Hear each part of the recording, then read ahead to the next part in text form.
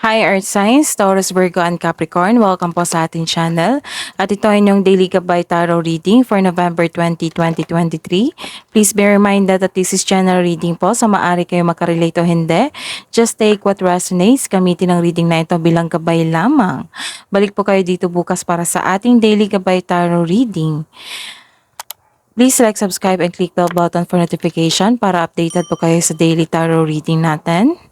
Para po sa gusto magpa-reading, maaari nyo pong makuha ang link. Nasa description box po ito. Message nyo lang po ako sa messenger. Maraming salamat po.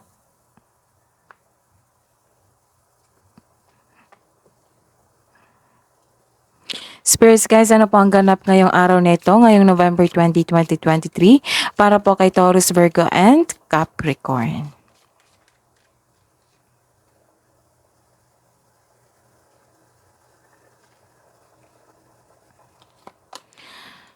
May concern sa house or you're taking time to your house, nagkaroon ng construction, or nag-standby kayo sa inyong house ngayon, nagpahinga kayo ngayon.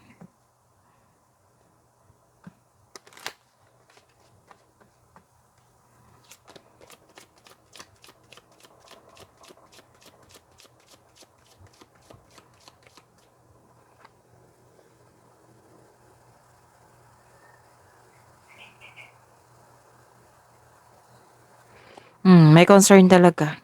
Nakasabi ko lang. Concern sa bahay or concern sa isang tao or sa isang sitwasyon.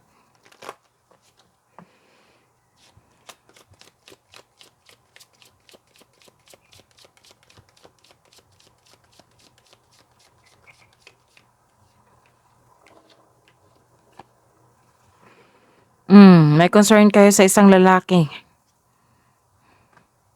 Maaari itong lalaki nagbigay ng sakit ng ulo sa inyo or magbibigay ito ng tulong sa inyo or malaki ang kanyang influence sa araw na ito.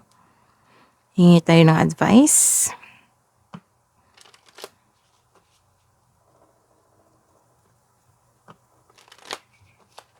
Spirits guys, mensahe niyo po para kay Cancer, Spirits guys, mensahe niyo po para kay Taurus, Virgo, and Capricorn. Ngayong November 20, 2023.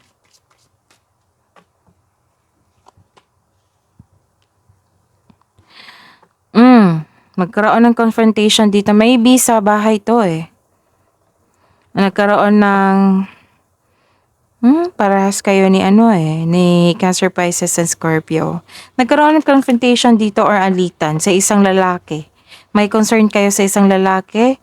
Maybe kasamahan mo ito sa bahay or tungkol ito sa bahay.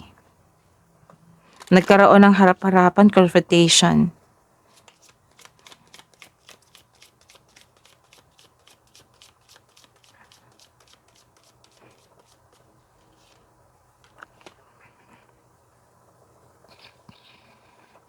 Ang sabi din dito, believe in your dreams.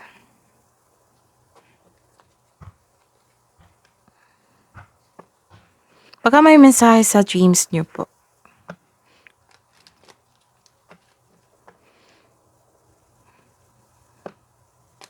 Maybe, isang literato na dreams, like for example, goal mo sa buhay. Spirits guys, ano po ang energy ngayong araw na ito kay Taurus, Virgo, and Capricorn? Ngayong November 20, 2023.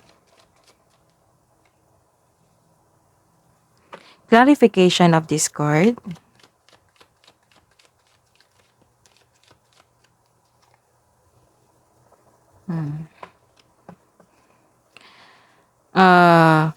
Career and money ni Taurus, Virgo, and Capricorn.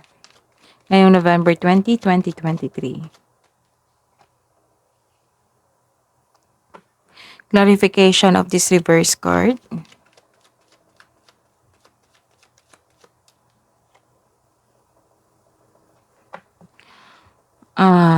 Another celebration.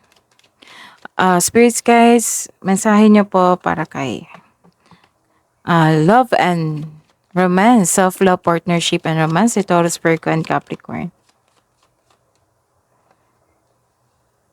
Kahapon pa to Sa weekly ninyo at the other day, may celebration talaga naganap. Maaring mahaba-habang celebration ito or pagpaplano. Clarification po sa reverse card po, Spirits Guides.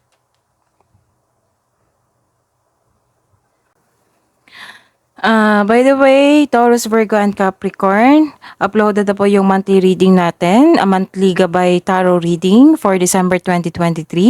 Visit our channel, scroll down nyo lang po, andun po yung separated video. Taurus, Virgo, and Capricorn, monthly gabay tarot reading for December 2023. Sa araw nito, ngayong November 20, 2023, may biyahe po kayo. Always talaga. Itong Taurus, Virgo, and Capricorn, may biyahe, celebration.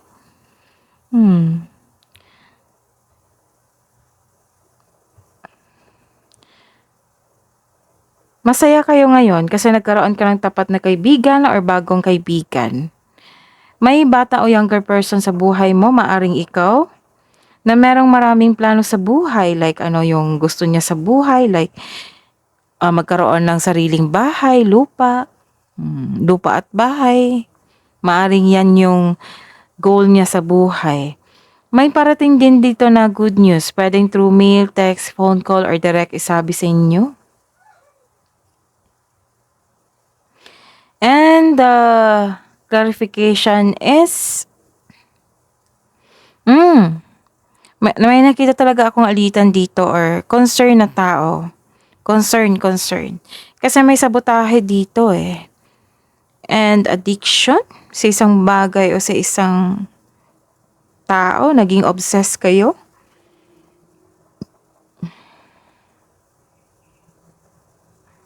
So this is a warning card na may isang pastime ka na maaring maging bisyo. Kaya reflect kung ano ito para maiwasan itong maaga. So this card tells you na you are only limited by what you believe is possible. So ang ingatan din ng inyong kaperahan na kasi ayun, may nakita talaga ako dito na isang obsession or addiction sa isang bagay. Some of you naging workaholic na, sobrang sipag sa trabaho, kulang sa pahinga. So, our health is wealth. Kaya mag-ingat po. Or some of you nagtitiis sa isang toxic na boss. Oo, toxic na boss, co-worker, or kasamahan sa bahay. Very concerned ka dito eh. Maaring toxic ito na kasama sa inyong trabaho. Nagtitiis po kayo. And sa buhay, karera at sa kaperahan, this is a reverse card. Ayun. Sabi ko lang na ingatan ang inyong kaperahan. May loss of money po dito. And you are breaking, some of you are breaking with tradition. Hindi sumunod sa isang rules. May nakita ko dito, may challenge kayo sa inyong family. Maaring family business to. Concern sa bahay. Feeling mo, kinokontrol ka na inyong mga magulang, kapatid o kapareha para hindi masunod ang iyong plano sa buhay. May nakita akong conflict dito over property. Confrontation, battle to eh. Pagharap. May takot ka rin mag-move out sa inyong comfort zone.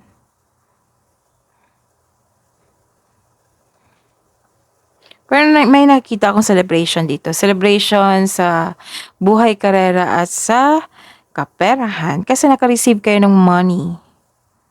Or di kaya may special event sa inyong negosyo, sa inyong company, sa inyong trabaho. Basta pa may ganap na celebration dito. Maaring nakompleto inyong proyekto. Or tapos na yung proyekto. And sa buhay pag-ibig. Nagkaroon ng confusion dito sa inyong sarili or sa isang tao. Kasi nagkaroon ka ng concern. Another obsession na naman. So, ito yung babalap talaga. Nagkaroon ng obsession dito sa isang bagay o sa isang tao. Ingatan ang inyong kaperahan kasi kung sa isang bagay to, magkaroon talaga ng loss of money. So, ingatan din na inyong relasyon kasi baka magkaroon ng pagsasakal. Kasi nagkaroon ng obsession dito. Maaring kayo ang nasakal na or inyong partner. So, kung hindi pa ito nangyari, ingatan. So, this card sent you a warning on control. Control yourself. Baka nagkaroon ng paggasta na hindi naman kailangan. O di kaya may manlolokong tao na gustong may kunin sa inyo. And the clarification is, blessed ka kasi stable ang iyong kapareha mo at emotional intelligent ka, marunong magbalanse sa inyong emotion, guarded ka na, ayaw nyo nang masaktan. So, para magkaroon ng solusyon sa inyong problema, sa mga nagkaroon ng kaalitan dito, o nagtatampuhan kayo, so iparamdam mo sa kanyang partner na may malasakit ka sa kanya, very supportive ka sa kanya, para mag-open up siya sa inyo. So, kailangan talaga ng adjustment dito. And control. Hidden truth, anong iniisip mo, anong iniisip niya?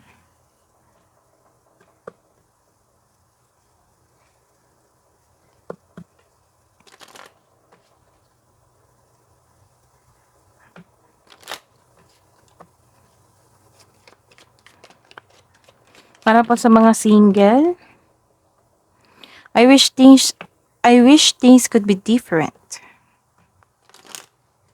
Sa mga may relasyon, buhay mag-asawa, sa mga may relasyon, hidden truth.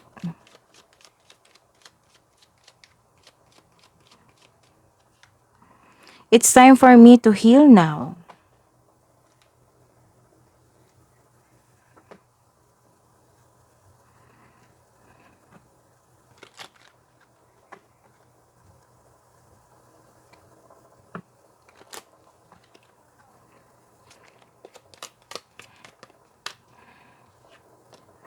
Spirits guys, mensahe niyo pa para sa mga single.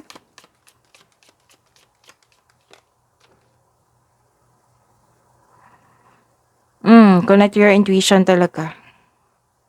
Create sacred space.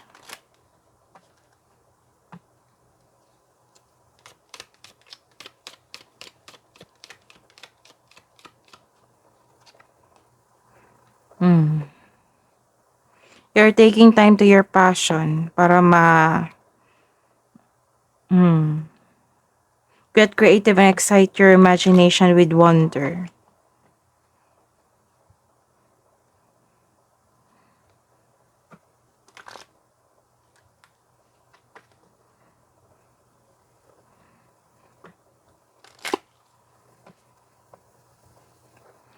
Spirits guys, ano po yung mensahe niyo po? Love advice niyo po para sa mag-asawa at sa mga may relasyon, mag-jowa po na Taurus, Virgo, and Capricorn. Admire. It's time to think of everything that you admire in your partner. And trust. You need to have trust in a relationship in order for it to flourish.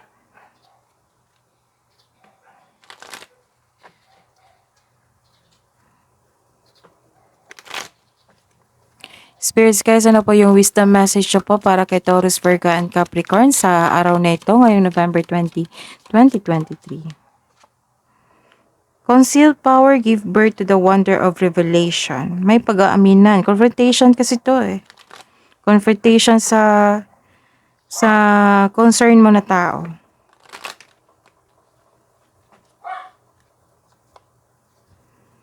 Finding path. You are the driver and the navigator.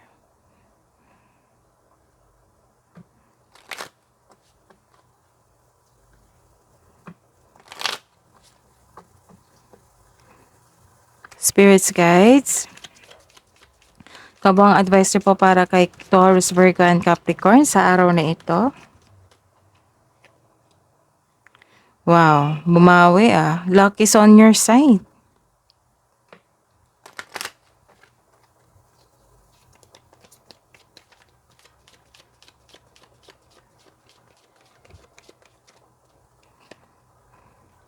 Conclusions are within reach. confrontation, and conclusion. So, yung concern nyo, magkakaroon na ng conclusion, nagkaroon ng confrontation sa isang tao. Spirits, guys, angels, archangels, guardian angels, message na po para kay Taurus, Virgo, and Capricorn. Message from Archangel Metatron, focus on your highest priorities. I will help you get organized and motivated. Lumabas to sa weekly nyo. Pati yung celebration. And I think pati yung biyahe.